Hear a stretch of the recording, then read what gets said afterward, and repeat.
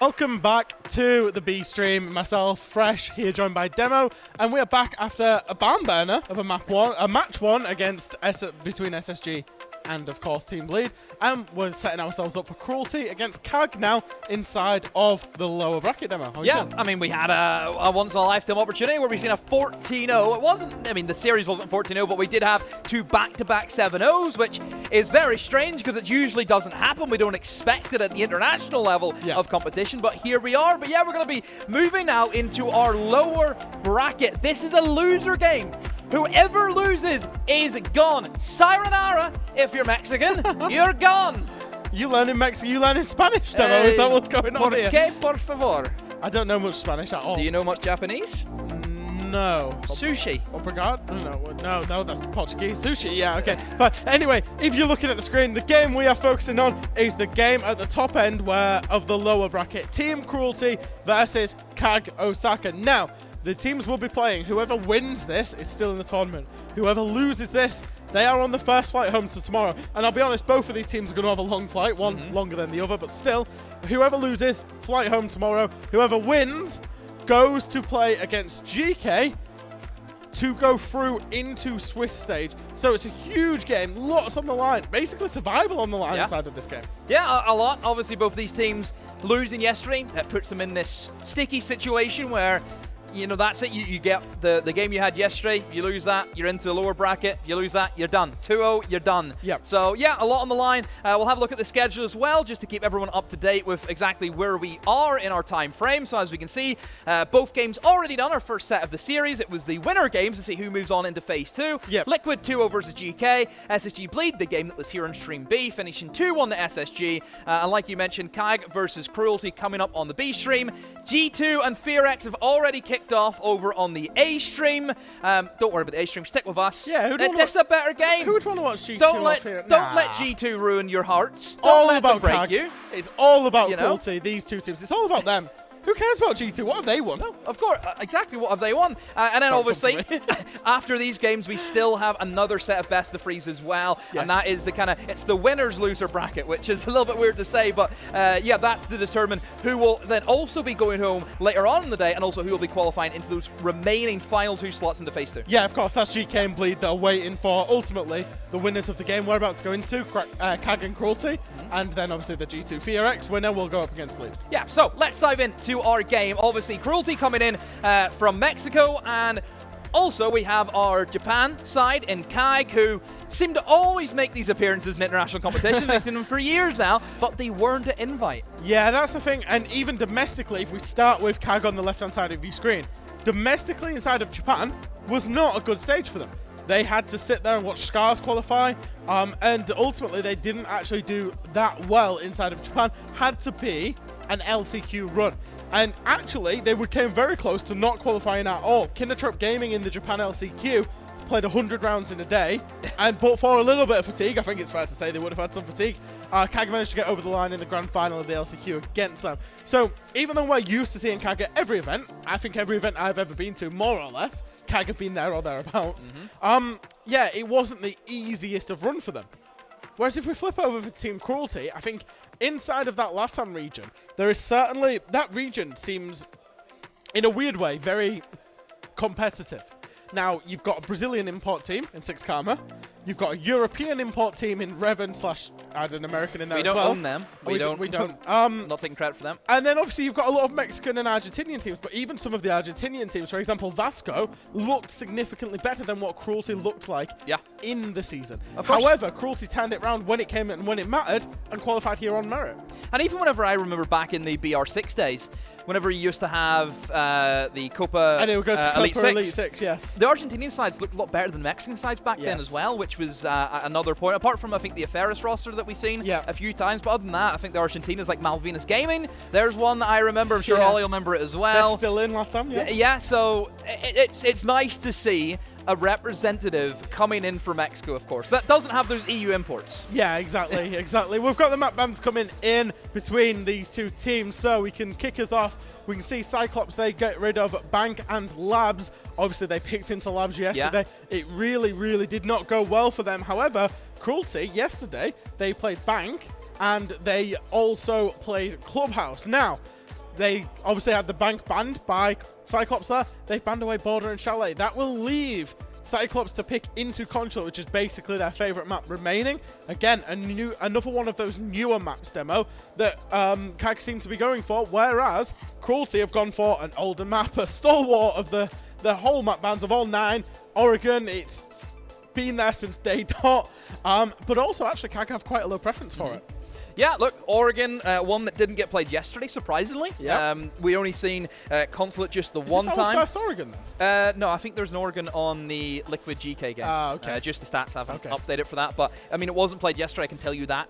Affirmative. Cool. But yeah, it's going to be interesting to see how the Oregon plays out. But Consulate before we get there, which is generally seen as a scary map just because it is one of those defender-sided maps, and yes. you know, do you really want to be picking that map knowing that you're going to have to start in the attack? I think that's always the game of chicken, isn't it? Yeah, absolutely is. And obviously if we get there, we go through to Cafe, which was a decider map that we've just seen on the B stream. We just saw Bleed. Well, we saw SSG play it. We didn't see Bleed play it. We saw SSG play it. If we get there, we're going to have Cafe, which seems to be our decider maps today. So, you know, it's nice to go into a best of 3. I always love best of 3s because you get to see a little bit more exotic in the map pick selection. Very, I'll be honest, very excited for that Consulate. Yeah, and it kind of builds the story, doesn't it, over the best of 3. I mean, look at Bleed's story that we had with them. Oh, incredible to see them pull back in Clubhouse and just... Oh, he's not allowed to wear his hat. No. Let him wear his hat. No. Oh, why? What's wrong with the hat? What's wrong with the hat? Maybe Pengu always had his hood up. That's true. Well, maybe he's got cold hair. I have an idea. He's got a fresh trim. Maybe his head's a bit What happens cold. if he has the strats on his cap? Oh, really? And he You can just look looks up, up you and can reads see. them? Something like Oh, that. Is that any different from SSG having a Bible in front of them? Of strats? No, there we go. Carry on. No. It's weird, actually, with CAG. So, Suzu Shi used to be a player on CAG, was a support player. Every time he came to international events, really didn't do well. Like, let's be fair, was okay inside of Japan. There's not a lot you can say that CAG did well at international No, exactly, events. but he's now the coach, standing behind them. Happens a few times. Happened with Fearex as well. With of course. Nova, in and out. But the one thing that I will say about Cyclops, or CAG Osaka, or whichever way we want to call them, CAG, Cyclops, CAG Osaka, we'll call them all today. CAG Osaka's a great one.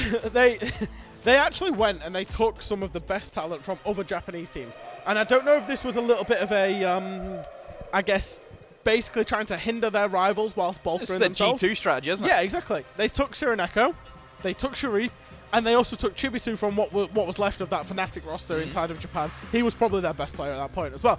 And they went and took all of them and kind of, I'm going to say the word demo, and I might get some slack for this. They kind of created a Japanese super team. Japanese super team. Inside of Japan. But the problem is they were already behind Scars at that point, and have remained behind Scars because Scars have developed as a team at an astronomical rate. So, you know, I think the LCQ spot for Japan is where CAG kind of sit in their quality. And again, they were pushed close by Vitae, by Kinotrope, by a couple of the other teams inside of the Japan LCQ. So I'm very curious to see, because this is a game that feels very winnable for them, but where will they turn up? Yeah, it's a weird one, because obviously both sides in the loser bracket, because they lost both of their respective games yesterday. And I suppose you look at it from a perspective of CAG are only just getting back into international events from SI. They weren't there, but still, the international experience on CAG, there's tons of that there. You know, some of these guys have been playing for years, whereas Cruelty, first time. What are the expectations for Cruelty? I mean, what are they, right? This is a team that, if you look back to Cruelty, you know, I know you were talking about Copa Elite 6, right? Cruelty were playing in the Mexico division, qualifying to Copa Elite 6, getting the game absolutely handed to them. Like I said, it's just the issue with that format back then was no one's taking down Brazil. That was they always weren't. the issue. There was never a chance for these sides to emerge. But this is what we're seeing now, is because of the LATAM region, and again, the LATAM region across the majors now, they haven't sent a team to SI because they've had different teams at every major. Revan for Copenhagen, they had, it was Alpha Ferris for Atlanta, and we've now got Cruelty for, obviously, where are we? Manchester. Where are we, he says? We're on home turf. My word. But yeah, I mean, you know, I remember watching Cruelty when my boy Alan Duff was playing for them. He walked so they could run, Demo. Well, that's a reference only a select few will get. Yeah, only a I mean, he was a great player. Shout out Alan Duff. He's not with Cruelty anymore. He's with a different org as a CC. But yeah, anyway, let's get into Consulate. Now, we're going to see a Monty and a Clash ban. I'll be honest, if I was CAG, that would scare the crap out of me. If this was a rank lobby, it would scare the crap out of me. Monty, we've mentioned, is so strong in the current meta. Look at the Monty bans that we've had across, just the board, on all the maps. It seems to happen a lot. CAG were the first adopters of shield players. They always had a shield. They always had a Monty, even whenever Monty didn't have the abilities he does now. So it makes a lot of sense to ban that away from them still. Yeah, absolutely. I think, there's one guy who, even though he doesn't actually play a lot of shields these days, Anderton, he still gets an incredible amount of bans against him for that Monty. So yeah, I'm not surprised to see a shield ban. CAG won't be surprised. And obviously the Ying and the army to come off the back of it. It looks like we might get something fast into Consulate, into the top floor with the Amaru. The bomb site's actually piano, right? Is it? Yeah, it is. It's piano. Bomb site's actually piano, but in terms of taking that ground, it looks like we might see Matumbo going in. But doesn't fancy it for whatever reason. Don't know if his drones have been taken out, for example. They may have some issues just because they don't have the Ying on board, which usually is a nice accompaniment to, of course, the Amaru. It will not only just blind the defenders, but also create a lot of noise that will allow the Gower Hook to go in unnoticed. He will have the flashbangs ready. So it will just be this this kind of top floor execute to see if they can gain a bit of ground into the building. Two players will be stacked up in towards that connector room just beside that CEO desk. But everyone else now from Cruelty starting to get set up in positions and starting to attack Spiral in towards the kind of admin side of things as well. Just a full-on collapse. Yeah, it is. They want control of the top floor so they can then start working all of the defenders outside of the actual site itself. Sheeran Echo here, though, has managed to get a flank up the Spiral stairs. Looks like he is being held, but if they don't know he's all the way on the top, this could be a big problem. As Shari picks up the first kill onto Ivan, Sheeran Echo picks up Pyrox, and Addison picks up Matumbo, and suddenly that's a 5 versus 2. Bang, bang, bang, 5v2. 5v1, 5v0. There we go. Just one after another. Everyone just did their job. Yep. That is where CAG have set up everyone in these different positions. The pressure starts to come in from Cruelty, and they all just win their individual gunfights. Yep, and it's worth saying, I think, on the balance of things, you look at, things that matter at an international tournament. I think you look at experience, you look at individual skill, and then you look at teamwork. If you kind of think of those 3 pillars, I think CAG have obviously, they've got a lot of experience. Might not be good experience, but they've got a lot of it. Look, they've been a lot of plane flights before. That's experience. They are all, CAG previously didn't have people, for example, Suzushi, who couldn't hold his own. They now have 5 players who are exceptionally skilled inside of their regional domestic league and actually can mix it when they want to at an international event. We've seen them do it. So you've got, 5 exceptionally skilled players. And if they play as a team, as we just saw in that first round, there's no reason why they have to be a team that's succumbing to the low bracket. They can go on a run. And that's just one thing that I want to say about CAG. Whereas, like you said, it's all about these expectations for Cruelty as well. It's probably more Cruelty's expectations for this event is gain that experience, scrim as many EU teams, scrim as many of the other teams as you possibly can, and just soak it all in. Gain the experience, go back to Mexico next stage, smash that, qualify for the next major, get your SI slot. That's what the goal should be. And honestly, that's a great way to go around it. Go to SI as well. I mean, incredible to see, a Latin America side represented for the first time at an SI. There was none of this SI just recently in Brazil. It's what dreams are made of. Yep. But we'll see how they can deal with their next attack. And look, we know Consulate's going to be very defender-sided. It generally is. 5-1/2s are expected, I would say, from the defense. I think the bans as well. You have no Ying on the board, for example. It's always going to be quite tricky to gain control of these rooms without having the Candelas just to push in with ease. You've got the basement, of course, you're dealing with, and there will be a bit of a roam game coming in. So, Shuri on the Solus, great operator for Consulate. Surprised it's actually escaped the banning.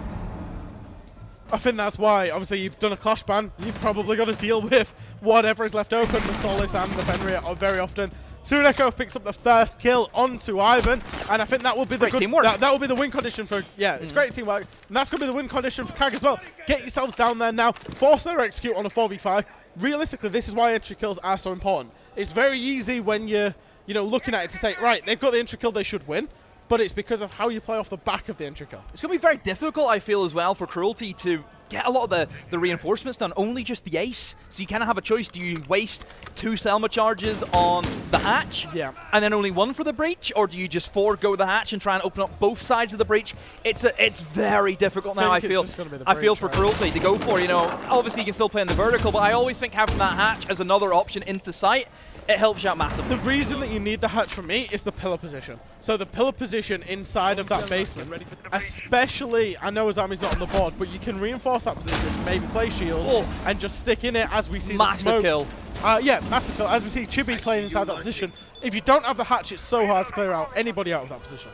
This is just like clockwork right now for the defense. They are doing everything right. They are wasting time. They're picking up kills. They're using the C4. Oh, Pyrox, who we'll get on to a moment about how well he has played so far in the event, but he'll have nothing to do in this round, and it is a 2v5. Matumbo is in with the diffuser in hand. Smoke canister goes out, but it's going to be avoided, actually. Great footwork, but oh, what a peek. And there's the final kill. Black Ray adds on to it. My word, that's just by the book, isn't it, for a defense there? Yeah, it's perfect.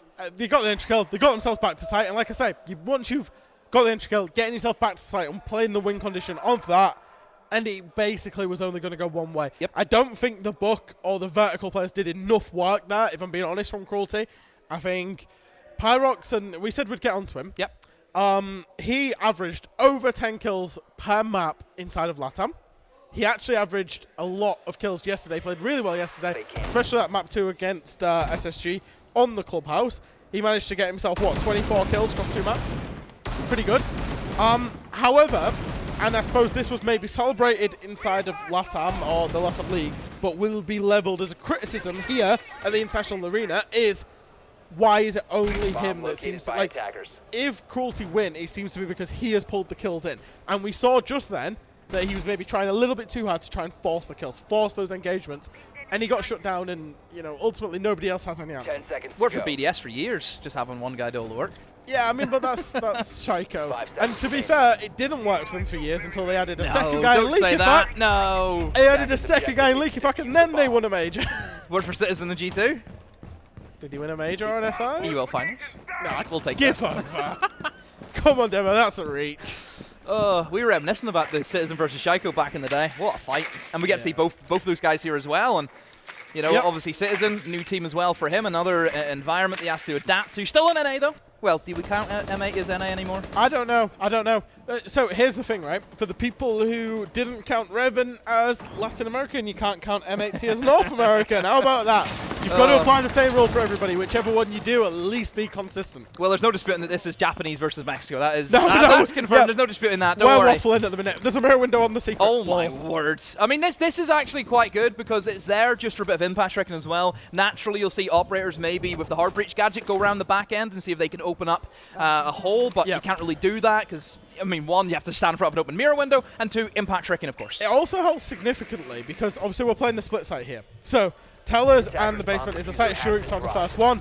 It doesn't matter. Chibi's found the second. Let's just carry on into the round here. Ivan's managed to find the lurk into close to site. Toski finds one up onto Chibisu there. And it's all going off, basically. It looks like everyone's just pushed in off the back of a Dokubi call. It may look as though the site is quite open right now, especially in towards that Tellers, but as long as the basement is still in control of the defense, they have the Pulse, they have the C4s, they have the Maestro, they have all the information in the world, they can just stop that plant from happening. So really it's up to Pyrox to get down here and start getting some of these kills, start trying to see if he can push through that bunker in towards that basement. Sharik with another on the Toski. Ivan and Pyrox, both of them situated in the basement. Now it's only down to Ivan and see what he can do in the 1 versus 3. No diffuser in hand, a minute 10 on the clock. It's just going to be down to gun skill. Yeah, it pretty much is. Ivan, he's not even shot the default cam. Like, Siege 1-on-1, I mean, I know you're in a 1 versus 3. I know they already know where you are, but obviously we're going to try and get slippy with it. Maybe shoot the default cam. That might work. He seems to know the Maestro is on the far side towards that secret tunnel entrance. I'm not actually sure what that room's called, where the Maestro is. Doesn't matter at this point. He's holding the left side. He's going to get peeked from the right side. Oh. And that will be the round for CAG. Demo, we've just cast 14-0. We are currently 3-0 for CAG. And I'll be honest, I think Cruelty have got like 3 kills as well. So it's not even looking likely they're getting around at the minute. If Tim is like the overtime king, am I the 7-0 you're king? the 0 king. Yeah, maybe. I don't know what it is. You seem to be casting these one-sided affairs. I do. I mean, so for Cruelty, I think the plan here, I think the plan, and again, didn't look like they had a plan, but I think the plan was Dokkaebi call, flood site, plant tellers. Because if you can flood site, you can get the pulse off his scanner, you can get the Solus off the scanner, you can get the Maestro off the Maestro cam, if everyone is going into site as the Dokkaebi call's on. Yeah. But they didn't go into site. And I think that was the biggest problem of that strat that's designed to go into site. We used to see it back in the old Consulate, where that bomb site all revolves around denial. Information and denial. That's why Pulse is a big seller for Consulate. And if you can take the attention away from Pulse using this gadget to stop Maestro getting on his cameras, you can plant under the cover of just all the other chaos happening around in the building. Yeah. So it's not a bad idea, but look, kills are always going to be dominated in an FPS. You know, we said it before, you can be the best prepared team in the world, you can have the best strategy in the world, no one's going to dispute that, but if you can't hit your shots, you are not going to win. That is the facts of it. Yeah, I mean, it's ultimately why you see a lot of these teams now, you know, if you think back to, I don't know, 3, 4, 5 years ago, you see teams saying, right, we'll have 2 entries, a flex, 2 supports, that type of composition.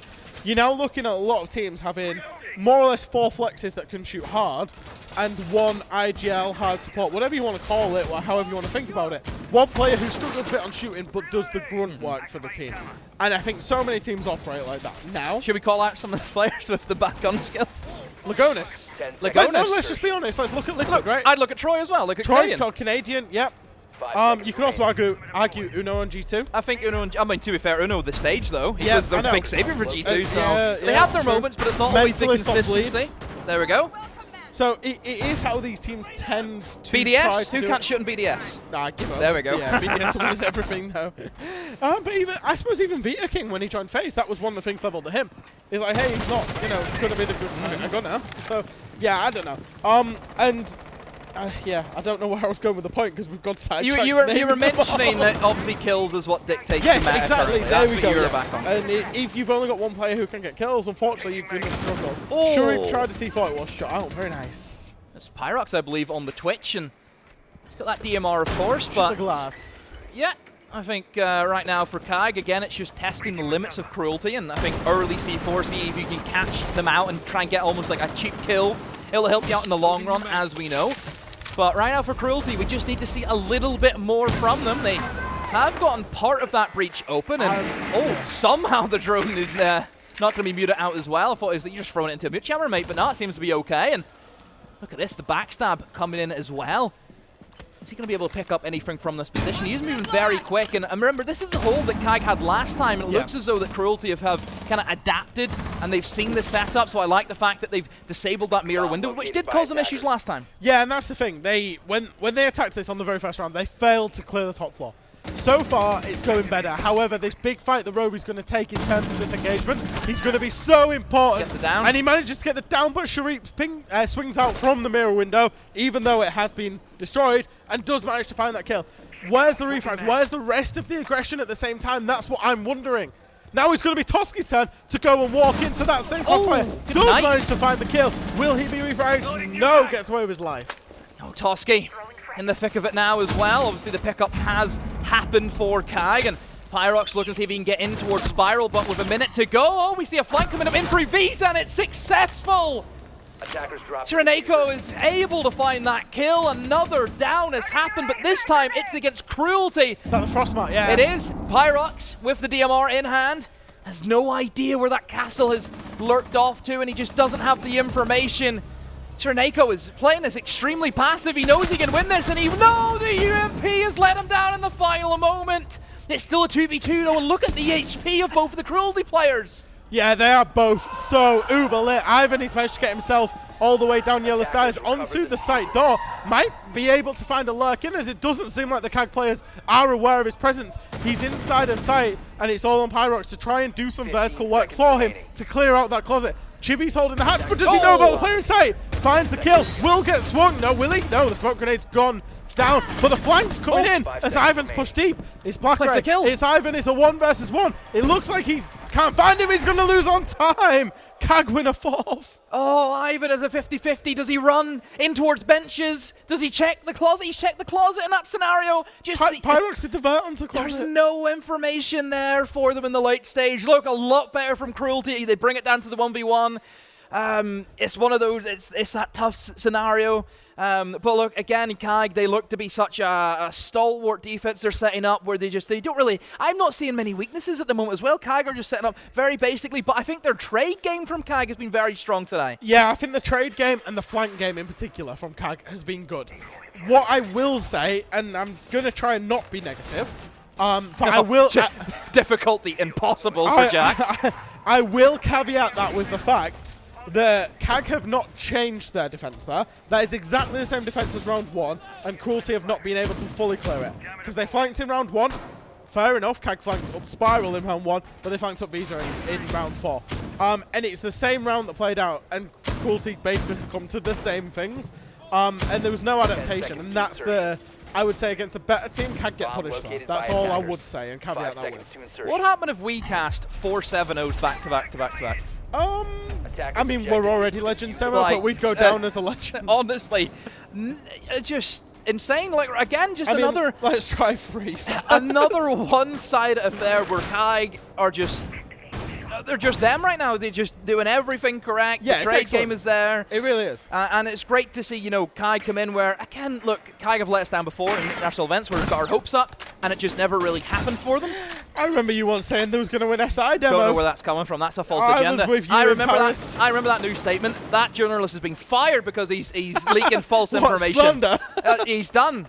Cease and desist. Yep, I see. No, that was just your opinion on CAG that ceased and desisted. Don't know what you're on about. Anyway, it's going to be over to the top floor. Now, Roby's going to try and work in below, but he's got reinforcements. He's got castle barricades that he's got to try and deal with. As obviously, CAG are putting a lot of investment into the piano room and the lounge and trying to hold on below that bomb site as well. So, Matumbo, there is a breach out onto the meeting balcony, but that's basically all they've got. Cruelty really don't have a lot of map control, and Pyrox has just slipped his way into the secret tunnel. I'm wondering how he's going to appear inside of somewhere right now. I can't believe you've named it the secret tunnel, which is... What's it called? I don't know. What's the official call? Honestly, I'm more than happy to go with secret tunnel. In my rank stack, it gets called secret tunnel. Okay, let's go with secret tunnel. There we go, everyone. Let's set a trend going. One thing I like with the mid-floor hold is, you know, if Cruelty are going to play that kind of basic admin clear across, the C4 from below is going to be massive because you can C4 all of the positions inside of meeting from downstairs. So it just forces it, but Matumbo's getting a plant down. Werner is that coming in from. A great kill has happened though from below, but there's the C4 that I mentioned. This is the issue. If you don't take downstairs, you will be C4'd. It looked as though that they were hoping that players were going to try and flood back up Visa, so they placed the attackers in the position, but they were not aware about the mirror. I have no idea what's going on now, but Pyrox and Roby have managed to find the kill. He's all up to Anderson. I've seen this guy do some magic. It's not going to happen in this round. And Cruelty get their first round demo. The back-to-back 7-0s is off. Dream's done for me and you. I'll be honest. I mentioned that because I want to see Cruelty win, because we knew that would curse it. Oh, we've reverse cast it. I mean, they just celebrated that massively, and I think they need to. Yeah. They need to get themselves a bit of energy, know that they can compete. I'll be honest, that round was a bit of a weird one because of CAG's set up to try and deny from below, and Cruelty collapsed on it at the same time. I did like it, but it was a bit of an odd round from both teams, if you know what I mean. Yeah. Look, I see it as Cruelty. They've got that one round. We said before, like 5-1 splits are not uncommon on Consulate. If Cruelty get this next round and they go 4-2, that they can work with that. They can work with that. Look at us, we're flipping. It's not flipping, it's just the way the map is. Yeah. Like, the map flips itself. It absolutely is. I mean, CAG, put that strap back away, I think. But yeah, that's pretty much what it is. Going down to the basement now, and realistically, when Cruelty last attacked this site, right, they really struggled with taking control of the full map. They didn't have enough breaching utility, for example, for the hatch and the breach. And ultimately, it was just trying to lurk into sight in the late rounds, and it really didn't work well for them. So I like the changes. They've got an extra set of hard breach gadgets as well, along with the Ace. And they also have the Ram. They had the Buck come in last time to try and do their soft destruction. Yep. The difference is between Ram and Buck. Buck, a little bit more susceptible to C4s, whereas, as we know, Ram, the drones do it for you. Yes. Yeah, and obviously, it's interesting with Ram because when she was kind of released, everyone's like, we don't know if we like Ram or not. I think she's good. Also very good for But rushes. I think she's found a believe it or nice not. place. I think the soft breaches in this game, maybe, I suppose maybe Sledge needs a bit of love. But actually, you know, Ram has found her place as Toski manages to find the opening onto Blackray, and suddenly we have Cruelty inside of this game. Yeah. It's a great start again. Toski, get your opening kills, mate, and wait till you see what you'll get from this map. Consulate can be, you know, again, defender-sided, but if you can clear away some of those spawn peekers and roamers early on, then there is options for the attackers. What a swing there from Sharif, and again, it's that information I do feel has been lacking just a little bit by Cruelty. They haven't been checking some of the angles, and they have been caught out by some kills that I think could be prevented. Yeah, Sharif's having a field day on the Solace. Look at him. He's still trying to be a fawn. He's still trying to drain that utility. That's 2 drones gone, and then he's going to fall back off. 3 drones left, 7 drones eliminated. He's just going to try and drain all utility and information away from Cruelty to then use that against them. He might drop back to site, but he might be upstairs. They don't know that because he's killing all of their drones. A bomb has been has slowed down just a little bit now for Cruelty, but again, still not a bad position. Only issue you would have is you've lost your Ram. Yeah, I don't think Ram was able to get off any of the drones off. So again, verticality is going to be a massive issue, and they don't really have like a sub. They don't have, you know, like hard breach gadgets on anyone. They have what, a bailiff? Is that going to be your option? Going to do it. And Flores is going to try and open up some of the angles, but you're not going to get all of it. That's the issue. You can't get every angle open, and right now they're having an issue with trying to get that wall open. They will find the Cade Claw, but I just wonder, how good is their flank protection? Yeah, that's the big problem. Not much information, not much flank protection. The impact trick does come out in the end. It does manage to get the first ace charge, but he still has 2 in pocket from Matumbo. So this breach will be going off, but actually, yeah, it will go off. But it will be a vulnerable breach, is what I'm saying. It's going to be a vulnerable breach. Not much flank protection, not much drones. This is going to be a difficult attack to make work. And still smokes and Goyos and C4 still on the board. There goes the smoke as I say it, though. Toski has found Chibisu. So Matumbo potentially could just jump in whenever these flames are finished. And Toski, no Grims left, though. So he's just going to try and play in the vertical angles. Ivan has made a push in towards Pillar now in a great position, trying to cover the plant. But no, what a swing from Anaton. Takes out Ivan. Pyrox will take up that same position in towards Pillar, but Matumbo has to try and get the plant down, but he's been down. A flank, it looks like, from above, but it was the fire that got Matumbo. Pyrox has to try and pick up the diffuser and try and get the plant down. Sharif, here he comes. It's a 1v2. Anaton doing a great job of just staying alive. Oh, a shotgun right into the back. Has to stick the diffuser to Sharif. Should be able just to pick up the pieces, and he does so. It was close, but a massive flank from Sharif. Yeah, massive flank, and that's all down to his hard work in the mid-round, for staying around, for punishing those drones, and then for getting that flank off. They had no idea. They genuinely had no idea if he was still on the mid-floor, whether he'd gone top floor, whether he'd come back to site, and they had no idea about the flank either, and it proved to be the round-winning flank. I think Sharif himself has been an excellent signing for this CAG roster. I think picking him up, you know, he's putting in a great account in this game, he's putting a good account of himself this tournament as well, so far as well, and yeah. 5-1, as you say, not uncommon for a Consulate defense. However, scoreboard pressure does mean a lot. And it's worth saying as well, this was Cyclops' map pick. And actually, Cruelty chose attack onto Consulate. Makes you wonder. What it does make me wonder is, I don't know. You want to be on defense first of Consulate all the time. The only reason that I could see of wanting to go on attack is kind of 2 things. One, good teams, top teams generally will do this to try and put, like, if Cruelty had come out and got a 4-2 first split, half, and then as they ease into the game, they get an even easier defensive half, maybe something like that. And then the second one is for bans, because you would get the second attacker ban. Maybe Cruelty really wanted CAG to ban the Monty and try and get a free ban that way. I don't know. CAG are going to ban Monty. Exactly. So I'm still not even sure on that one. It seems a blunder right now that they've chose to start attack, because this could have been the other way around. I don't know. I'm struggling. And here's the issue: if you don't go all guns blazing and you don't get like a solid attacking start, you've now gave a lot of confidence over to CAG. To CAG, yes. They're, you know, the kills are flying for that side. You know, Sharif is. They now need to win 2 territory sites to win. Yeah, this is the thing. Now it means that Cruelty, you only have a finite amount of chances. You know, you can't mess up. You have to go pretty perfect here. You mess up twice, you're done. Yeah, pretty much, yeah. So, anyway, we're going to see the top floor site from Cruelty. In terms of operators that they've brought, I suppose, I would say fairly standard operators. They've got the mirror on the board, which we're seeing Matumbo play behind on the smoke there. And Cyclops are looking like they're going to start inside of admin and sweep across from there. Yeah, they still have a lot of pressure also towards the kind of windows as well, and the main breach on the single is also open. And the nice thing as well is that if you actually look at that room with that single breach wall, you have these little windows above. You can throw utility over the top of that. You can also fire like the Grim canisters in, the Capta bolts, and it's a nice way of being able to clear out the rooms without actually having to enter them or swing it. It's just a safe way to clear out those positions. Yeah, absolutely. Blackray's got a nice drone here. It did get, unfortunately, taken out. It was a nice drone inside of sight, you know, in case they wanted to rotate, as there's drones in meeting, there's drones in CEO. There's a lot of drones here as we're seeing Blackray cycle on these drones. And actually, not much has happened. It's now a 5v5 with only a minute to go. It looks like it will be a Grim execute into meeting, though.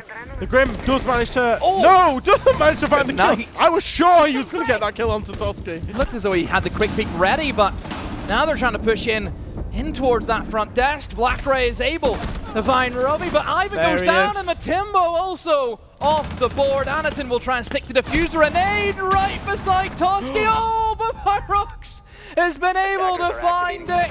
Two of them go down, but Diffuser is planted. Anaton now in the 1v2, and Pyrox with the drive-by. Go and get your Diffuse, mate. What a round for Pyrox. I was about to say, yeah, take those stats. You've just single-handedly won it. Get the Diffuse, take those stacks, take that extra EPS rating. Wow. I think you can see why so much gets put into this guy, because he was dancing around nades and 2 players and managed to just open that back up. CAG should never have lost that attack. We should be looking at 6-1 right now, but, you know, it was 2 players out there on the, again, call-outs on this map, on the baguette door. I'd say front desk. Front desk, yeah, on the front desk door. You really should at least be getting that refrag. Pyrox managed to find both, whilst in a red nade indicator as well. So, bit of a fight back from Cruelty. It's what we want to see. We want to see Cruelty put on a good performance for us. So 5-2. That's 1. We need to see a few more, though. And CAG, this is the thing, though, with all the rounds that CAG won on the defense, Jack, they have this almost, you know, this safety net below them where, you know, if they lose a few rounds, it's fine. We're still in the lead, and they can try maybe some rushes. And, you know, straight away, look at the lineup from CAG. We're seeing the Blitz come in. You know, bro, where's your hard breach? You know, for me, this just screams you're going to try and take, like, one part of the map, and that is it. Yeah, I mean, I suppose if you was to describe CAG over a long term, it would kind of be stuff like this. It would be blitz, it would be fast, it would be in your face. He wouldn't be worrying about breaching, for example.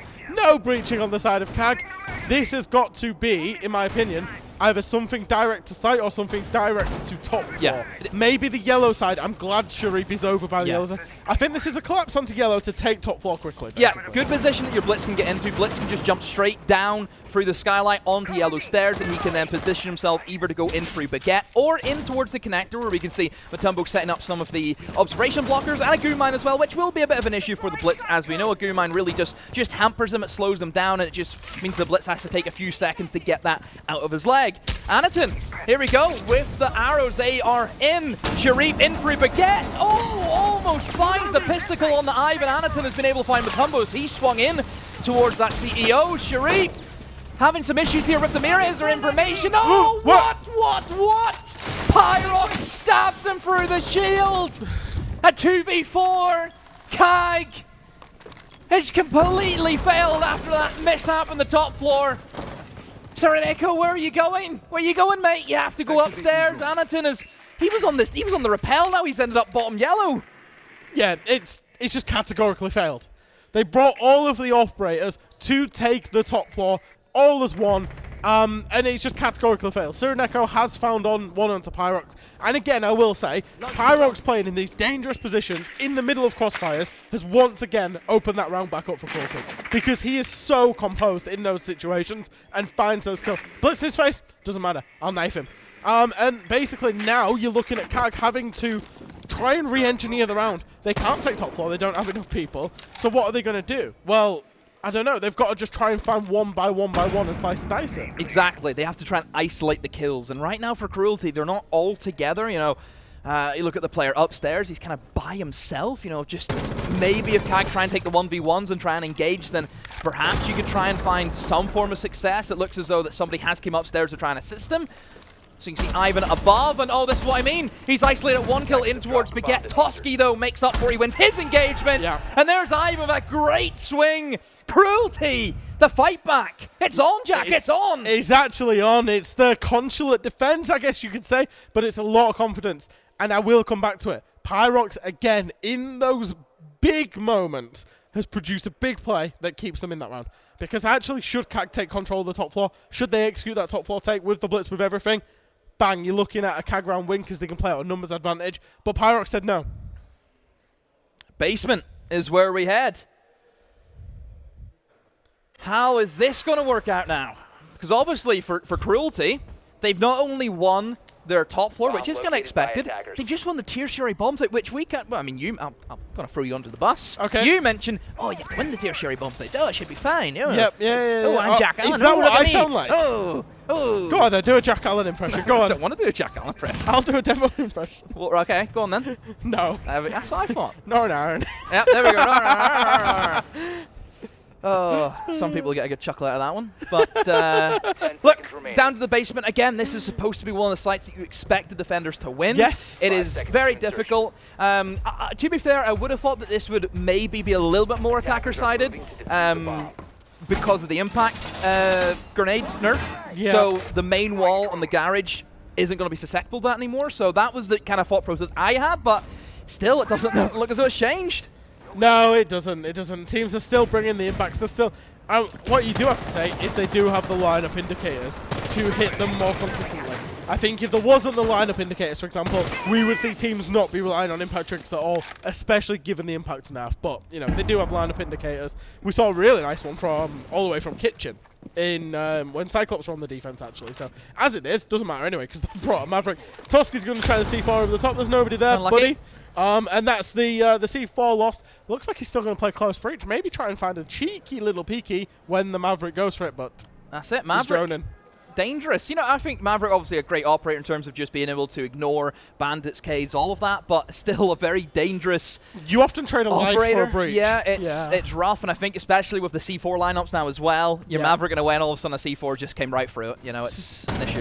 So Shiraneko has managed to find a lurk into Piano, and the hatch is soft inside of Exposition as Sharif entered the top floor. So there is a roam on the board from Cruelty, but actually it looks like CAG are just going to ignore that roam altogether as Black Ray's been shot from a long angle all the way from admin down into through that hatch down into that secret tunnel corridor. It's not a bad idea, but you need to go quick because now you're giving Cruelty a chance to relocate. You know, you need to try and use those dopey calls efficiently. That's a nice angle. I mean, it is filth, absolutely filth. As long as he can hit the shots. That's in the ranked archives. Clocking that one in. You just can't keep stealing everything that the bros do. Oh, he's doesn't matter, you run past. Never mind, don't use it. It's not that good. It's out. It's out. It's done, but this is a good angle, though. Oh, bottles of shots, but no, will guarantee the kill with the UMP. It is tricky sometimes with that ray of fire, but still, Sharif is down. Shiraneko, though, has found Pyrox. A massive kill in the grand scheme of things with that player off the table. Will make things a little bit easier, you know, less guns on the board, as we know, and Chibisu with the case in hand. And the fact that he's towards the back end leads me to believe that they're going to try and flood in through kitchen side. Yeah, I think they're going to have to, but there's information on them. The vault camera there caught Chibisu, and there's also an echo on the board, and I saw the drone moving towards them. So as much as they will get the free ground here, there's information and there's people to deal with. Does Chibi know about what's up? But gets on the drone. Oh, he knows he's swinging. Oh, he misses, but no, will end up getting the double tap onto it. Black Ray's going to be flanked as well. What a great flank as well from Roby there.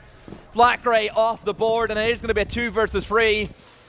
Shiraneko in the thick of it. He's somehow in the middle of the site. Yeah. Where's his teammate? No one's helping him right now, but look at that. What a play. Just pros. Knows he has all the info in the world. Using the Echo, using the Valkyrie.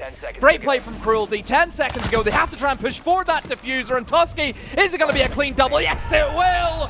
Cruelty on a roll. We've got a game on our hands now, Demo. That's Cruelty completing the full sweep. And I think, again, if we look at the way these two teams, and especially CAG in this one, are attacking it, they're not dealing with problems. They're trying to circumvent problems and just ignore them and hope it won't come back to bite them in the ass. Yeah, that castle that you didn't want to deal with an admin, cool. He'll drop the admin hatch. He'll drop the hatch so it's pretty open for the angle, and he'll come and flank you. Flanks where both teams have been abused. It's been abysmal, the flank control. Surprising. The drones, really the information, surprising. it's been...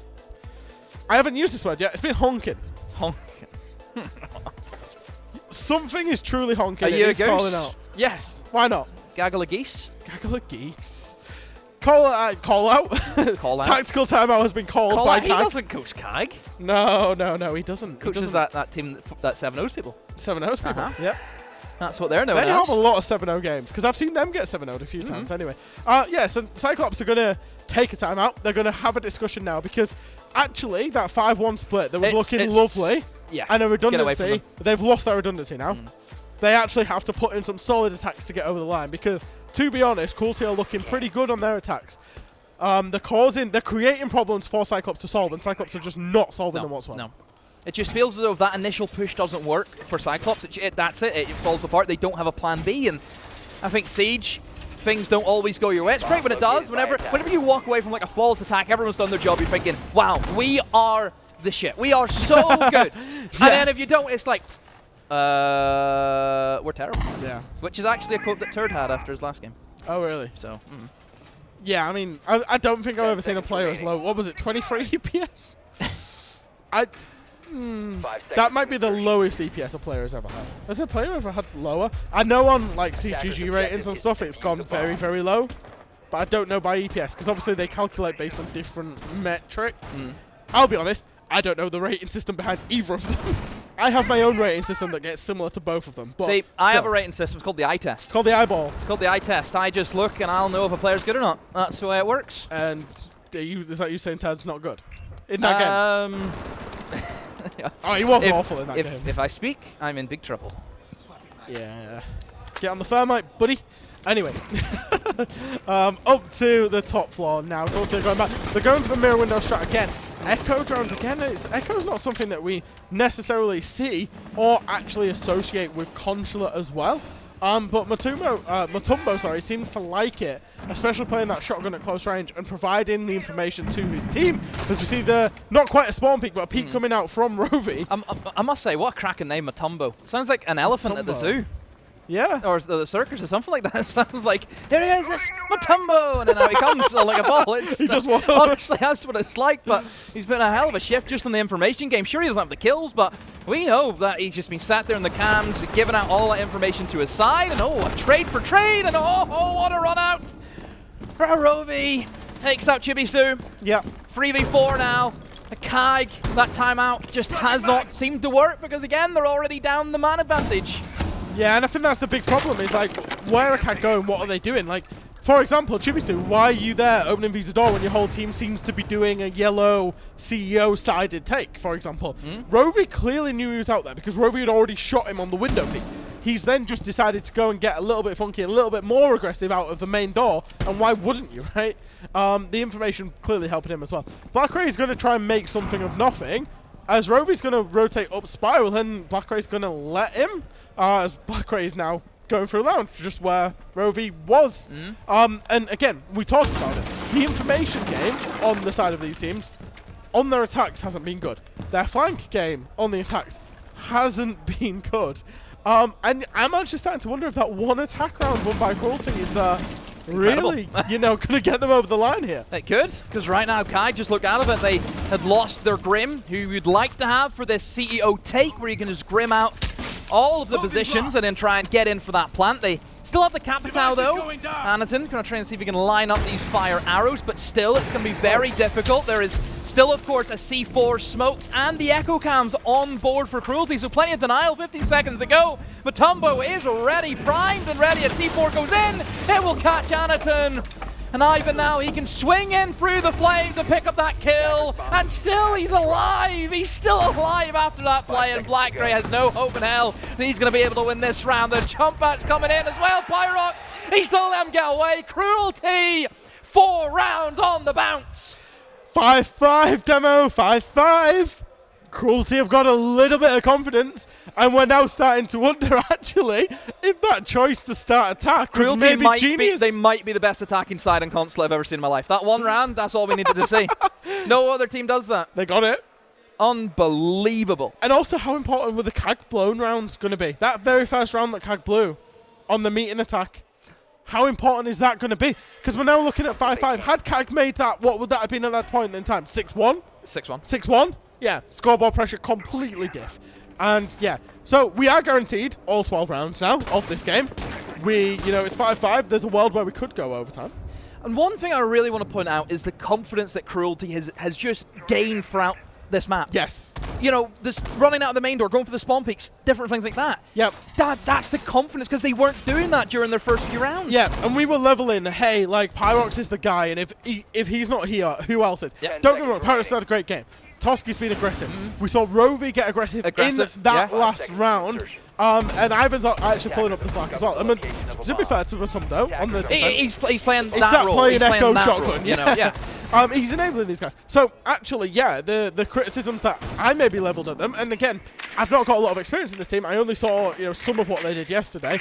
But again, it seemed to be, and this was the story from the guys who did cast last time as well, if Pyrox doesn't do it, nobody does it for this team. Yeah. And actually, we're not quite seeing that today because the rest of the team on the defense seem to have come alive. Of course.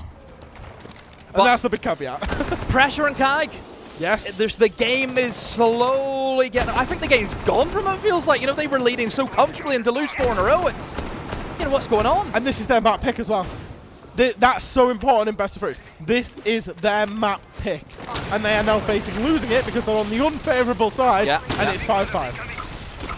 Anaton, aware of the runouts almost that comes in for Ivan, barely misses out on the kill, and Sharif is straight in, the diffuser's going down, nobody's home, the lights are on but nobody's in the building, Sharif will get the diffuse down, and now it has to be the retake for Cruelty. Pyrox kicks us off with 1 kill, but 4 more to find, as well as getting that diffuser down. Ivan, along with Toski, looking to retake in towards bench. Ivan holding on to the window, see if he can spot out anything he can with a scanner. One player will be flanking them from yellow. In they come, Blackray as well, still on the rooftop. He's waiting for a call in. Sereneko on Rovi. He's going to be echoed out. Here comes the blitz. 2 of them line up in front of him, but Sharif just goes back into the mirror. Now he finds him, and no, he goes down as well. The retake is a 2v2 now. Sereneko will get pushed, but no, he shuts him down. Anaton. Hold down to Matumbo. No hope. Diffuser is gone from him. He gets it down, that's all he gets. But CAG, the rush works. The rush works, Jack. When CAG get back to CAGing, good things can happen. And the one thing that I want to say here is there was 2 key denial operators. Now, if you look at the plant spot, it's deep inside of exposition room. It's covered from the vertical above, right? Okay? You can't get vertical on that plant spot from above. We've seen lots of teams try to plant there for that reason. However, you can get vertical on that plant spot from below. But where was the solace when the blitz was running in and planting? Getting aggressive, yellow door, onto Anaton, not doing the solace work from below. I don't know also where Matumbo's Echo drones were, because that could have been an initial point of denial. It's a big blunder. Like, teams often allow entry into lounge when they're defending that side. Whatever, it's fine. You can even allow entry into the site, but you've got to have redundancy from vertically above and vertically below to deny that particular plant spot. And if your solace is in Narnia fighting Anaton and your Echo's somewhere else because they're getting a little bit too aggressive, because they've got a little bit too confident, yeah, you get banned. And CAG have somehow, after, to be honest, looking terrible on their attacks, have pulled around out. I would say the mentality from CAG is, guys, look, the way we've been playing has not been working. Yes. Let's just full send. Yes. If it works, it works. And they walk away with it. So, yeah, all credit to CAG. The rush works to charm it, gets them that 1 attack, so overtime's guaranteed for CAG. But who's to say they can't go and win a second and just win at 7-5? All the issues that we thought CAG were having could just be swept underneath the rug. But it will be the basement. This is a difficult bomb site. Look at the way CAG attacked it last time. It was flank central coming in from Cruelty. Yeah. So hopefully CAG can maybe do a better job at holding down those flanks, but no solace on the board though, so perhaps the drones can stay alive to try and do that job. Yeah, I think so. But there is Maestro, Echo, Valkyrie. There's a lot of information on the side of the defense. He's trapped. Yeah, Blackray's going to go chase him down. He's going to jump down. He's not going to jump back in. He's going to try and rotate Yellow. He's going to try and rotate Yellow door and get shut down by Anakin. That was an overheat. I mean, he trapped himself in that position, right? He took the wrong turn. What does he do? Does he wait there and die? Does he try and fight his way out of it? I think you wait there and die. I think you have to try and take something with you at least. On the balance of things, I think you do, yeah. I think you're prone in the corner, whatever it is. 3 cams Give him the cam. Yeah. Honestly, that's your Maestro, your Echo, and your Valkyrie all neutralized. When you're playing such an information-heavy lineup against what could be a Dokkaebi, as we see now, the defenders are having to destroy and using their own impacts utility. as well, using impacts, which they want for the breach. Exactly. When you're playing such a lineup, Rovi really shouldn't be playing out solo when it's likely they have a Dokkaebi, because Dokkaebi's on the board. That's a big blunder, and they've lost all of their information now on clearly on an information strategy, right? Because you don't bring Valkyrie, Maestro, Echo unless you have that strategy to use it all. We've just seen a Maestro camera, a Valkyrie camera, and an Echo camera gone within 10 seconds of each other. Yep. You know, and this is where the kind of fallback, I would say, for Cruelty, where they can try and rely on all of that information, is just, it's out of there for them. It really is. So this should now be where CAG can just do the basics, open up as much as they can of the flooring, get that main wall open, get that Thermite in. They haven't opened up the hatch though. Addison has 2 Thermite charges. He can use one of them for the hatch if he needs to. But it's all about just getting that plant down, seeing if they can go for that execute. Yeah, he's playing outside Yellow. I don't know if there's enough time for him to go in and open up the hatch, but actually, they've got a 5v4. They have a lot of the site information as well, and they've got a Deimos just for good measure for a potential floor bang. It's going to be very important for Ivan here to at least find one pick. Swings out, doesn't find it. Oh my days, it's a 5 versus 2. It's going to be important for Pyrox and Toski. Pyrox manages to find another on the Maestro cam, but the plant is going down by that pillar position. Can he get there? No, he can't. Shirin Echo cuts him down, and it's all up to Toski on the flank. Can he find absolutely anything? Does he know? Doesn't know any locations, and Blackray will shut it down. CAG coming home on their own map, but only just. It looked hairy after being 5-1 up all the way to 5-5, and then bringing it out just about to win 7-5. Oh, CAG, you had us in the first half, I'm not going to lie, but you've been able to take us home. And yeah, there's the 2 rounds at the end. A rush worked, and then, honestly, just that one misplay from the Jaeger gives away that information via the Dokkaebi hack. Yes. And that just killed the entire strategy. You don't think about it, but just that one little thing of a Jaeger roaming, getting caught out early, has just set off a chain reaction. Yep. Incredible. Cruelty had it in the hands as well. That's the thing. 5-5, Cruelty were looking good. They overheated individually 2 decisions. The Solace in round 11, and then the Jaeger in round 12. Yeah. And it's cost them 2 rounds, and it's cost them that map. Because it was right there. It was right there in their hands. I feel as I'm a little bit... Should we not... It feels as though we're not centered. I don't know, is it just me? I feel as though I'm very... Like, I'm off the table. We've been chilling over here, yeah? Yeah, I'm off the table. But we want to keep Manchester Major. We want to keep... You can see exactly where we are. But no, look, you think about CAG and where they are now, that's, you know, their map pick. Obviously, now they have to go to Oregon, which is usually, you know, a bit of a neutral ground for really any team in the world. Yeah, it absolutely is. It's a best of 1 map, right? That teams often go to because it is very neutral and you know the flow and there's not too much new on it. So I think CAG will be very happy with that, even if it did get a bit concerning in the game. Yeah, obviously I think now if you look for Cruelty, it's how do they bounce back? If they lose this map, they're home.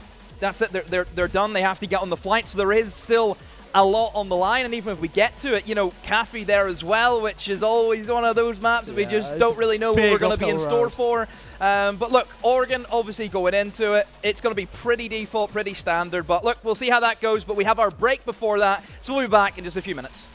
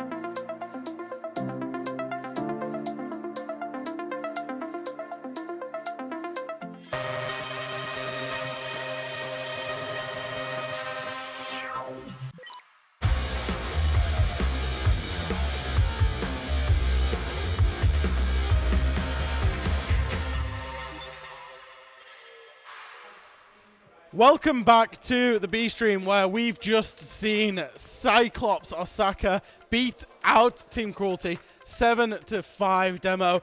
It was a close game. It was Consulate. It was CAG's pick. They just about got it done. Here's the stats from the match. Yeah, look, very defender-sided, which was expected, but CAG just getting the better of Cruelty in the final 2 rounds. Plants going down on both of them, which is something we haven't really seen too much, is like a lot of plant-orientated siege. There was 4 plants in this map, so I think that's always nice to see, because I think we kind of tallied up the average. It's like, with all the rounds of siege we had yesterday, there was only like 15% of those was actually the diffuser going down. Yeah, that's one of the things is when tournaments happen, and across most tournaments, averages kind of work, obviously, as an average. Most tournaments, 25-ish% of rounds, you'll see a plant, so 1 in 4. Yesterday was a bit of a freak of nature. We saw like 120 rounds, 10%, I think 15%, sorry, about 18 plants yesterday, around about there. So it was very few plants. But this game, 4 in 12, so we're back around where we want to be. We're getting the percentage up. We're doing it. CAG, Cruelty, they're doing it for the percentages. But yeah, so obviously we've had map 1. That was CAG's map pick. We're now heading into map 2 of Oregon, which is going to be Cruelty's pick. Now, Cyclops, CAG, sorry, they've chose to start on the defense, as you probably would, and Cruelty will start on the attack. Yeah, look, Oregon, again, I think one of those where you look at and think, yeah, 4-2 defense splits. You know, usually you win the tertiary bomb sites. Basement, in my opinion, depending on bans, should always be defender-sided. You should always win that as defender. Not even depending on bans. Always. What bans can make basement attacker-sided? And then I look at towards the top floor, and it's like, sometimes there might be a gimmick rush that might win you an attack. But usually it's the tertiary bomb sites that you need to win if you're on that attacking half first, because you need yourself guaranteed too. And again, the same way that Consulate worked, has to work both ways. You know, both teams can struggle on the attacks. Both teams could excel in the defense. Yeah, absolutely. I suppose the one curious thing about about Oregon is you can just keep forcing and forcing and forcing the basement and the top floor bomb site until you win them, which always on the defense should guarantee you a 4-2 split. Yeah. I think it's why we see so many overtimes genuinely on Oregon. It's why we see teams always been happy to go there, for example, in a best-of-1 scenario. It actually makes it really curious, as we don't generally see it in best-of-3s. So Cruelty to pick it, I think maybe is a little token to where their map pool's at, maybe. You think it's not as strong as what it could be? Which I suppose, look, a team coming in from LATAM region, where it's still a developing region, very similar to what we talk about, you know, MENA, for example. Yes. It's that, you know, obviously EU, NA, and Brazil have had years and years and years to develop. Japan and Korea, a little bit less now, but still a lot of years. Years, yeah. You know, it's just the way it is. So for Cruelty, it's just about them finding their feet and finding who they are, finding their play style going into international competitions. I liked their defenses. I liked their wanting to, you know, seeing Matumbo on the Echo reminded me very much of, in a way, Rogue in 2022. And I know that I'm drawing a throwback here, but the way that they were using Echo to kind of drone the defenders around the map, you know, accepting that it was, you know, mainly Pyrox that needed to get the kills, but Roby was in there and Ivan was in there as well. And yeah, I don't know. I think for Cruelty, I did like some of the stuff that they were doing. They were just trying to find an advantage. But they also maybe overheated. You know, those last 2 rounds of Consulate on the defense. We could have been coming in talking about a Cruelty win. Had they have, I think, been a little bit more professional, a little bit more ruthless, and they maybe got drawn into it too much. And that's where CAG's experience, ultimately, I think helped them, because they understood that, and they kind of just pressed on the right buttons and reacted in the right situations to get those rounds over the line. And I think ultimately, when you're looking at the storylines of the 2 teams, that's pretty much where both teams are at.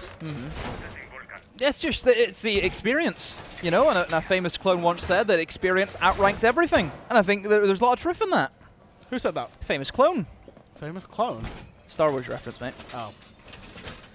Get with the times, come on. Do you know what I do, Demo? I play Rainbow Six Siege and I watch Rainbow Six. Oh, we're well aware of that. We're well aware of that. I definitely have. I've never watched a Star Wars film. Get them out. I'm taking applications for new caster. Get them away from That's me. Good. I'm back on the desk as of Sunday. Here we go. Oregon, defense, no surprise here at all. So I'm a big critic with, if you roam on basement, you're asking to lose the game. Okay. What? And already Why? I'm seeing, just because I think with the operators that you have available, looking at what CAG have on display, you have Mira, you have Cage, you have Tabaro. Why on earth would you need to roam? You can just sit in sight and win. Like, there's a Ying ban as well. There's a Ying ban, yeah, okay. It's, you don't have to do anything in the defense. It's such an incredibly difficult attack to go for. Yeah. And to Rome, you're just giving opportunities for the attack to get kills where they wouldn't have that if you just sat behind mirror windows and sat in sight. And already the Rome game, you've lost your Warden. Fair enough, I am picking up what you're putting down there, Demo. I will give you that. There's no need to do any of the extra stuff, but extra stuff will happen and Black Ray will find the kill. He's going to get chased down by Pyrox, but he is going to get away. So it will still be a 4v4. I don't know how hard Pyrox wants to chase here. No, he's going to back off it. Yeah, makes sense. But yeah, you know, Black Ray has managed to find that kill back. Sure, Siren Echo's dead, but he's managed to find the kill back onto the bug. And on the basement, it's all about man count. Yep. You know, it is about utility. Of course it's about utility, but it's about man count as well, and executing in a man advantage situation for the attackers is what's important. So that's a huge kill for Black Ray to get it back, and regardless of the roam now, CAG can just get themselves back to site and play it out from there. Massive C4, just land it right at Ivan's feet, but he's somehow been able to walk away from it. No Mira on the side of CAG, which is very surprising. An extremely strong operator that can lock down the laundry and the freezer side of things, which is where this push is coming in from. The Grim will fire in the bees in towards a small closeout player right beside him, moving in towards freezer. Thankfully, he caught that in the nick of time, or else that could have been disastrous for the freezer players. Ravi in for the fire, in for the smoke, but no, he gets beaten by Anaton. The diffuser is going to be cold, and Chibisu will pick up Pyrox. Anaton on a rampage. Finds Matumbo, and Chibisu with a shotgun locks down that freezer. A great hold to kick things off for CAG. Is this the formal apology, Demo? No. Is this the formal apology for the roam because they won it? No. Not at all. No, the roam was terrible. I think that, honestly, I think they're very lucky Capitao wasn't brought there, because Capitao without the Warden on the board could cause you a lot of issues. Capitao without the Warden, yeah, I agree. I think they're very also lucky that the Grim didn't use their utility into the freezer, and the laundry machine as well. And they're also very fortunate because, like you said, I did pick up on that point about the mirror window. When you bring the mirror window for the closet, you can hold both freezer and laundry with one mirror window, which means as defenders you can dedicate so much resource to the back, to the laundry, to the blue, to the meat and hearts drop. Another thing as well you can do with the mirror windows with Azami being up is you can also then play the W7M mirrors, where you'll place an aggressive mirror window on the right-sided freezer wall, and then you use the Kiba barriers to block up the angles on the laundry. So there's plenty of options, I think, with both of those operators available. Yeah, it's just surprising they didn't bring the mirror. They won it. Well, what you're saying is they won it, and they managed to win it with, what, 2 deaths? But they could have won it better. Yeah, more or less. And let's be fair, we have just watched SSG do 2 maps of pure siege. So we're in that kind of element, aren't we? Yeah. But anyway, look, Cruelty again, we know what this map is. We know that we're expecting to see them pick up the tertiary bomb sites, but here we are on our... Oh, he's not got hard breach! He doesn't have the hard breach! Yeah, fool! No. To be fair, the right side's actually soft. He can shotgun a hole if he wants to. It looks like it. Yeah, it is. Oh, it is. So there's actually hasn't worked out too bad for Matumbo. But look, this is the thing with the top floor, is that you can maybe try and cheese a rush. You have the Blitz, you have the Amaru, you have a Ram. In my opinion, you go straight for a big window. There's no breach. They've got to. Yeah. They've got to pivot and put this into a fast push here. You see him at Matumbo now. He should be going in towards kids, in my opinion. He should be straight in through the kids' window, but he will pick up the diffuser. I wonder where the Blitz is going to go. Generally, the Blitz jumps in big window and tries the plant. Could he go up white, potentially? They've got to do something in terms of that kind of cheesy rush. There's no Ying to do it. There's no Grim. I'm a little bit confused. Is there Ram for the sound cue of it? I don't know. Here comes the Blitz. Going to come up in towards the white. A C4 will get tossed in right at the perfect moment. Anatun has killed his player behind the Blitz.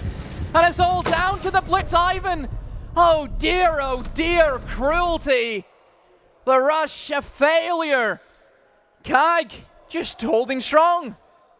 That was a series of unfortunate events that started off with an Amaru play where he didn't bring hard reach.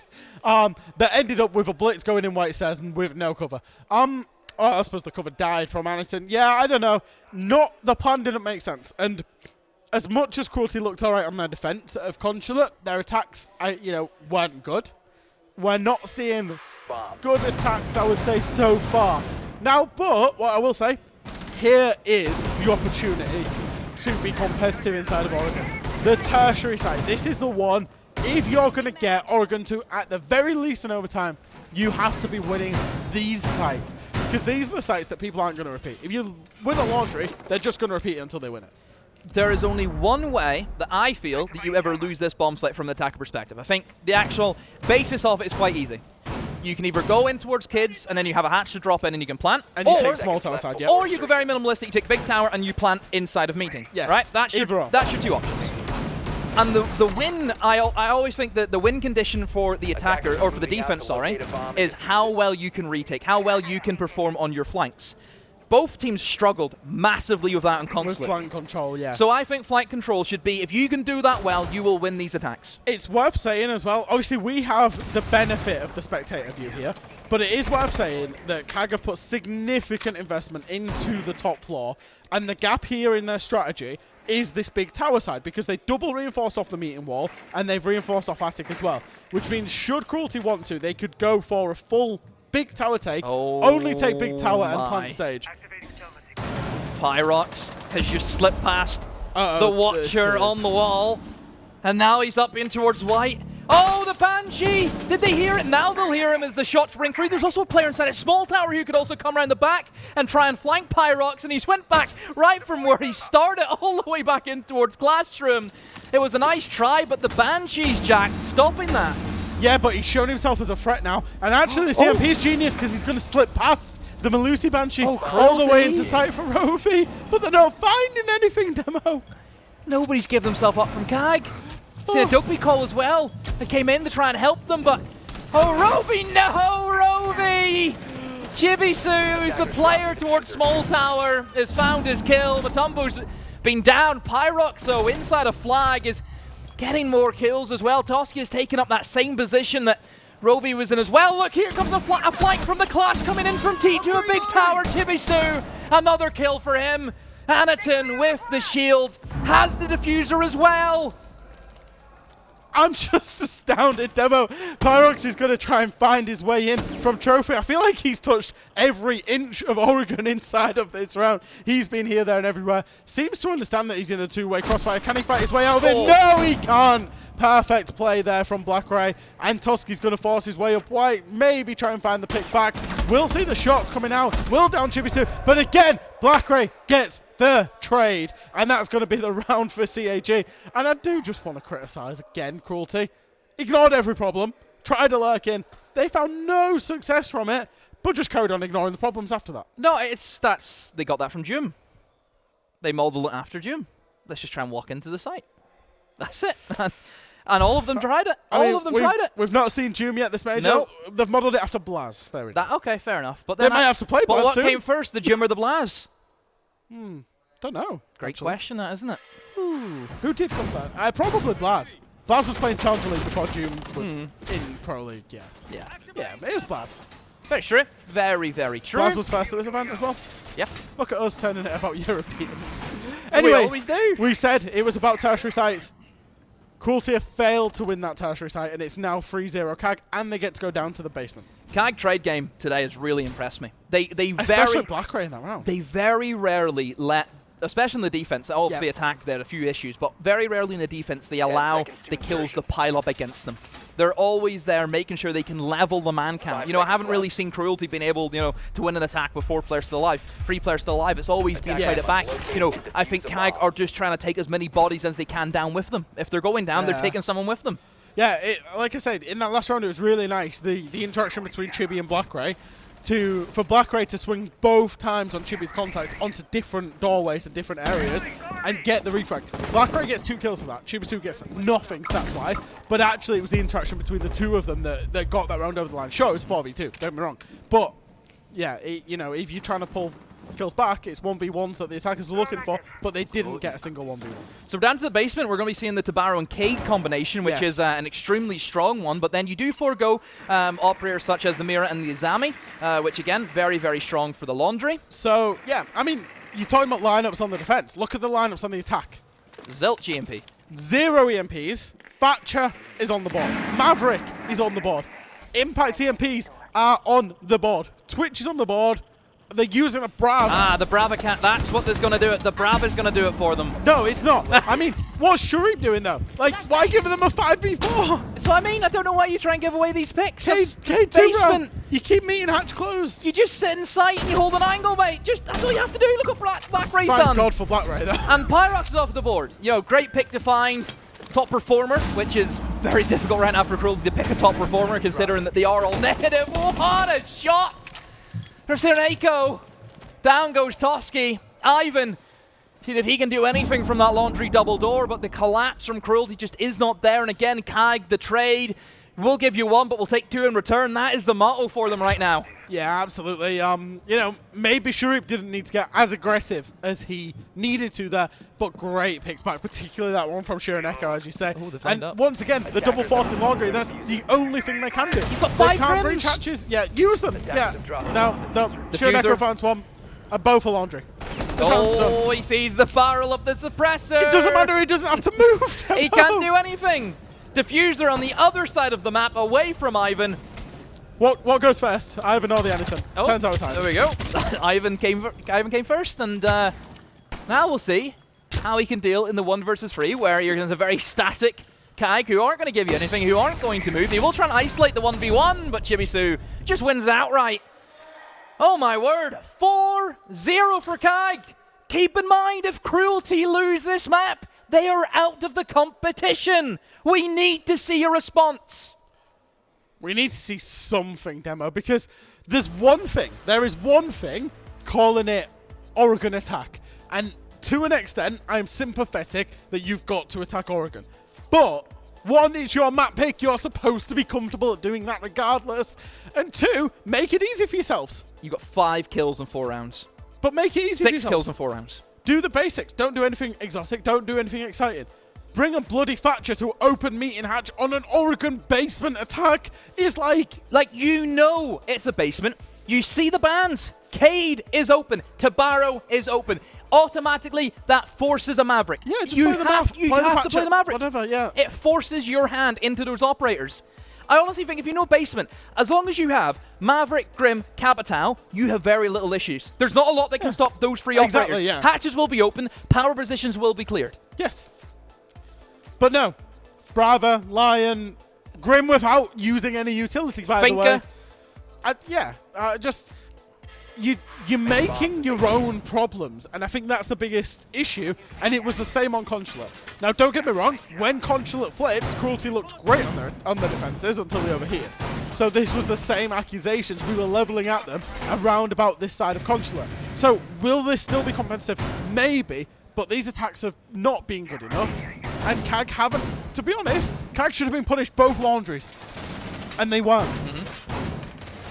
CAG haven't had to be good to be 4-0 up right now. No, they've done very little. They really have, and they get a top floor now. Other than punishing Cruelty, which all they had to do is just trade off kills. That's all they were really doing. And that is what they have been good at. We had the top floor. We have our closet hold as well, going in towards bedroom. This is something that you'll see a lot of the time. So everyone just take a bit of a I would say a tip from this in terms of how Oregon top floor is being played. We have this closet hold where you open up one of the walls onto the double reinforced walls and generator, and it gives you that access into the walk-in closet, and then obviously you can try and hold just the entire bedroom. If you bring a mute, guys, it's really easy for it. You can deny a lot of the drones coming in as well, which is very strong, and also some operators that can be denied by the mute jammers. Rovi finds the opening pick. Sharif, who has been caught out a few times just out of nowhere, where he just seems to be in Narnia a lot of the time. I'm going to give him the benefit of the doubt on that one, because that position inside a flag, I know you love it, Demo, can be a tricky position to deal with, and he was undroned. And he was just trying to slip himself back in lobby as the timing of Rovi opening up the barricade has happened. So yeah, I'll give him the benefit of the doubt on that one, but yeah, it's been not the best performance. After Consulate was good from him. They actually foregone the closet rotate. They just reinforced up immediately. I don't know if that's because the kill forced them to do that. I'm not entirely sure, but I would have liked to have seen them try and hold it just for a little bit longer. And the flank game we mentioned before, Black Ray, as easy as you like, and he's still getting confidence after another one. Oh, barely misses out on the kill. Both of them barely missed out on the kills. Black Ray is on such low HP, but Matumbo finally gets his man. For the first time in a while, Cruelty are on top in the man advantage. They've got the man advantage and they're against the clash. So guns up, this is actually 4v2 right now. And that's going to be important because if they can trade the players that will be playing around the clash, then they will actually manage to find the round. As it is, they're going to breach into pit. Then 2 players are in pit. If there's any aggression off the back of this, that was nice, the Sophia stun, but it didn't quite work out. And it's all up to Chibisu in the 1 versus 3 now. Playing inside of this position by the big window. Will he get finished off? Yes. Toski will finish him off. It was, in the end, a good round, and I really like that Sophia stun to peak the clash out at the same time. Yeah, just guns up. You get that man advantage. Again, being picked off very early on, I don't think helps CAG in that scenario. Immediately just going 1 man down. But yeah, like I said, I would have liked to have seen CAG try and hold in towards that closet a bit more. It just seems as though they were starting with it, and then they just closed up shop immediately. But look, overall right now, whenever you think about the way Oregon plays out, 2 rounds is what we kind of said is what you need. You need 2 rounds on the attack. Cruelty, if they just, again, get this 1 round, and again, all of the issues they had in the first 4 rounds, we don't care about that. They still got there too. It is crazy how bad these attacks have been, and we are talking about them still achieving a default split on Oregon. I actually, sidebar, I actually am not a big fan of this map for this reason. Because of how good the best 2 sites are on the defense and how bad the third and fourth site are. I think it makes the flow of the map super weird. The thing is, when the third bomb site was won, it's the top floor I they know, lost. I know. That's the crazy thing about it. But then they just get to force the good bomb site again until they win it. Yeah. So on the balance of things, you expect a 5-1, but if Cruelty find a way, maybe not. Life finds a way. You don't know. But look at the lineup. No rushes, which is kind of what they attempted the first time they attacked this, and it just a mess, more or less. Yep. So again, a little bit more of a slow-paced kind of lineup. Sharif just bringing every roamer he can find these days, the Oryx this time, and seeing what he can cook up. An armory run out perhaps, see if he can find somebody on the rappel, or maybe even try and get somebody who could be inside of Garage. Blackray in towards T3 as well. Big extension, a lot of players actually away from the building, away from the bomb site, sorry. Trying to see if they can find out any information, any quick peeks they can get of players just out there in the wilderness. He sees the armory, but no, he's just going to swing straight in, so he has no chance to see if he can maybe try and run out on that player on the rappel. Again, Blackray just fishing here for the moment, but nothing seems to be coming to fruition for him. On the other side of the map, that master bedroom is starting to be executed on by Cruelty, as we can see. Closet is open this time, so they will have to try and go through that, but all quiet at the moment, Jack. Not a lot of action, which is a little bit strange considering how this kind of series has been played out. Yeah, absolutely. I am wondering, as the Closet kind of rotate, Execute might come in. Yeah, Shironeko using the Kiva barrier to get himself away. Will he reinforce? No. There is actually an angle you can get from Tier 2 all the way to Armory Hall from the window. I was wondering if Blackray might try and abuse that because he's seen the player go inside of Armory, but as it is, he's going to rotate back through the rotate and keep that open.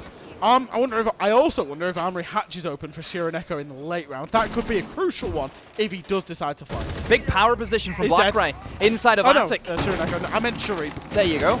Look at this from Blackray, can just sit back using that ACOG on that 9mm. They know he's there, but they can't really move him because they have no tower pressure whatsoever. Pyrox is just waiting for him to put his head in his crosshair, but very passive right now from Blackray. They will try and open up in towards Attic, but he has just rotated out towards the very deep end of the Attic. He's still alive, and Pyrox now has to be worried. Here comes Sharif. Here comes a massive flank right beside him. Sharif, you find him. Pyrox goes down again. The flank protection is just non-existent in this game. Anatim of a C4. Blackray now rotate over. He finds an easy kill.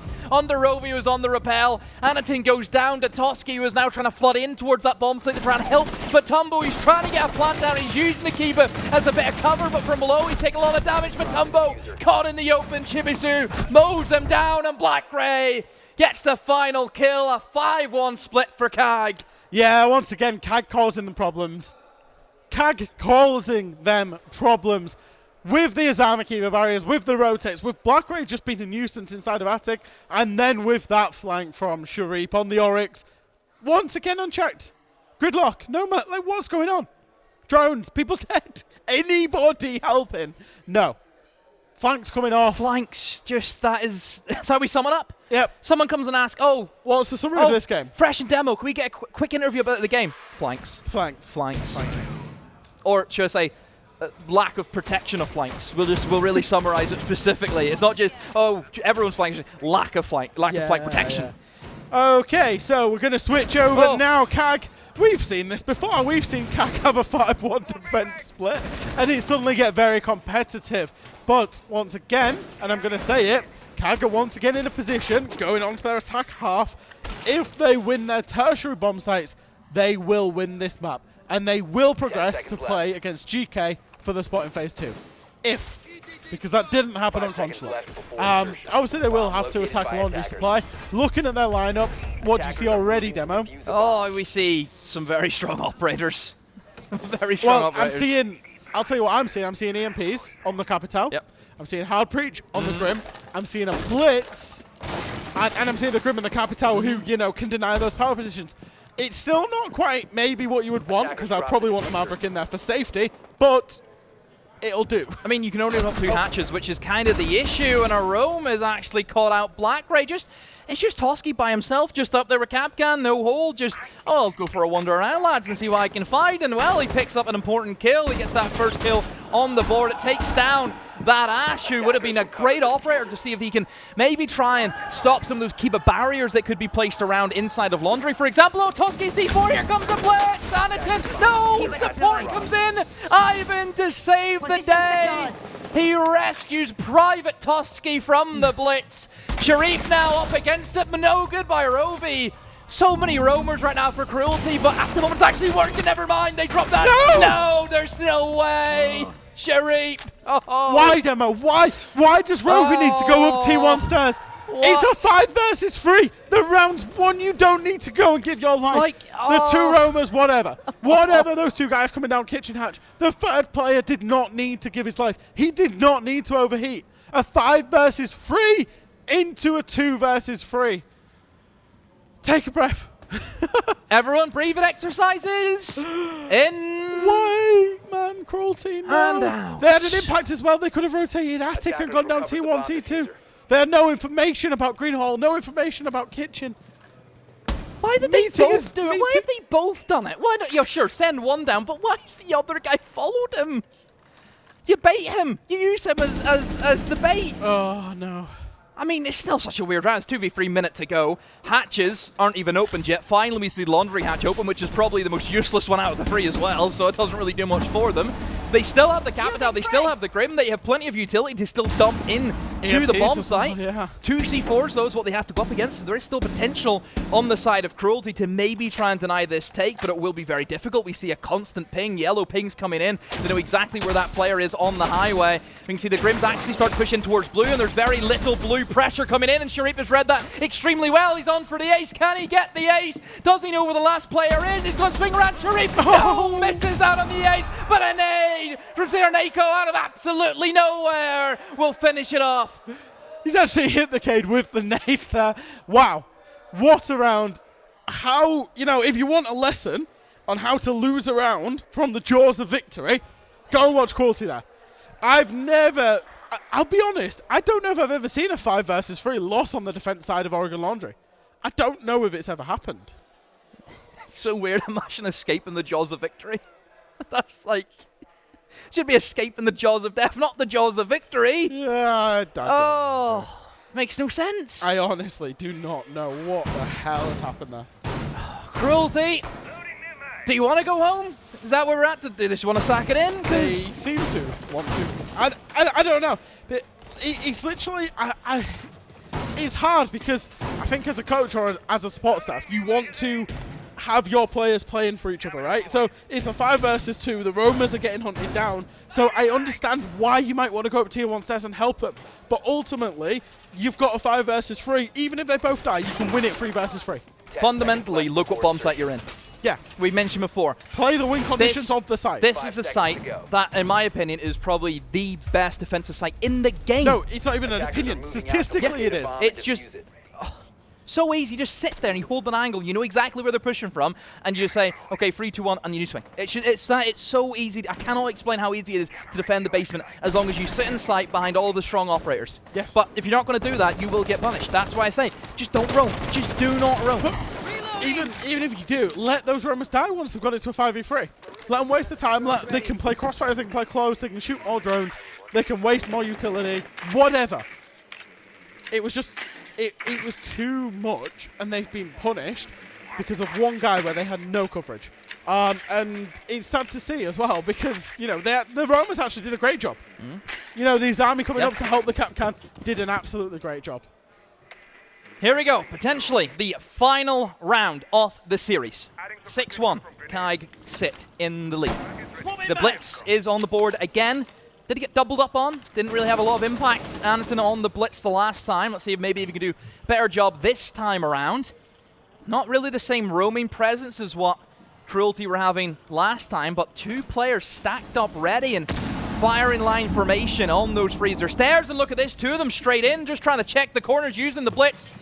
Gets the mute jammer. Should be able to spot out the player on the bottom of the stairs. There we go, exposes themselves, so Anderson can feed that information back. And it's good to see the Blitz being used just to face check corners. Make sure you don't get caught out by that.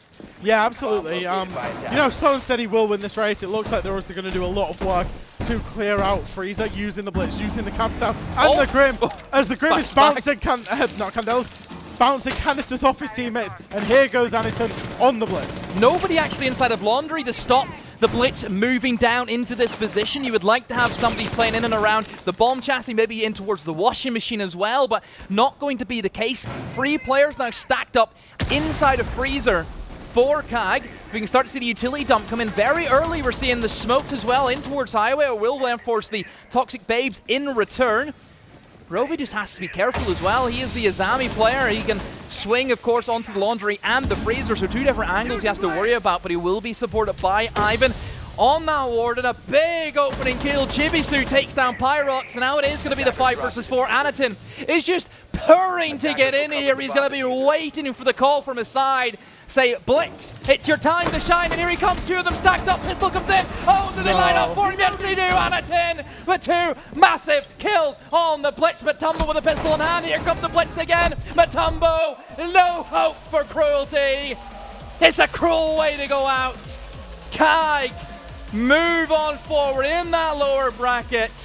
Commiserations to our Latin America side, but all credit to the Japanese victors. Yeah, Team Cruelty will be the first team eliminated from the Manchester Major, and CAG Osaka will move through to play GK in that lower bracket upper final game to go through to phase 2.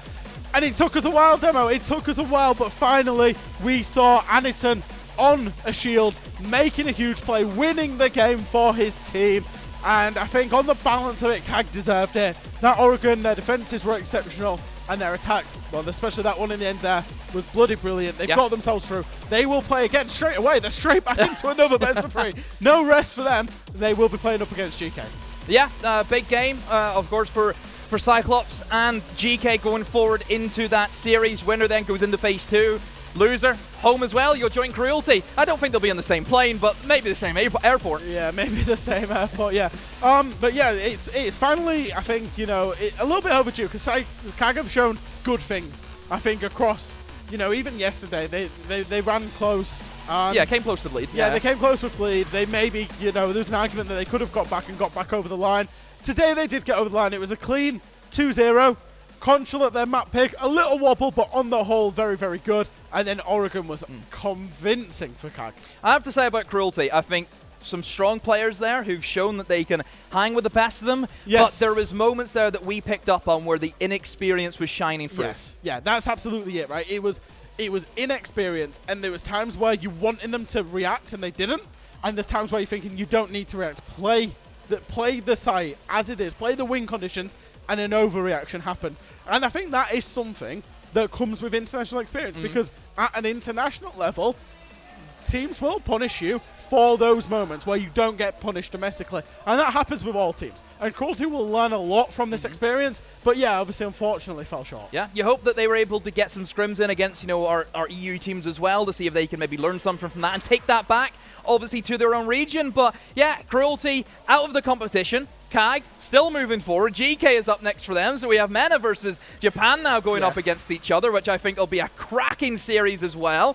As we know over in Stream A, Bleed and FearX and G2, still going at it at the moment. FearX beat G2 on the first map in Bank, which is just, I can't get over that.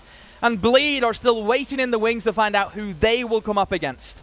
Yeah, I think if you ask them who they'd want, I think it might be VRX, I'll be honest. But yeah, and, you know, it's again, we're going to send home, as that game is currently going on the A stream, we're going to send home VRX or G2, and then one of bleeding them. It's a crazy day, Demo. Yeah. We're sending home teams, we're sending them through. Phase 1 is done after these games, so, you know, you've got to be good. That's it, but that is all of us done here on me and Jack's side of things. Yep. We still have one more game, of course, on the B stream, where I believe it's going to be Fluke and Milos to cover that one, but that's me and you done for the day, buddy. A pleasure being able to cast with you. Thank you very much, Demo. Apparently he's my cousin, according to everyone else. But look, I get the big man back soon, so I do as well. You know, haven't been able to cast the big man yet. But look, Jack, absolute pleasure. Thank you, Demo. And yeah, we'll go to a break, and like I said, we'll be back with the final game, Stream B.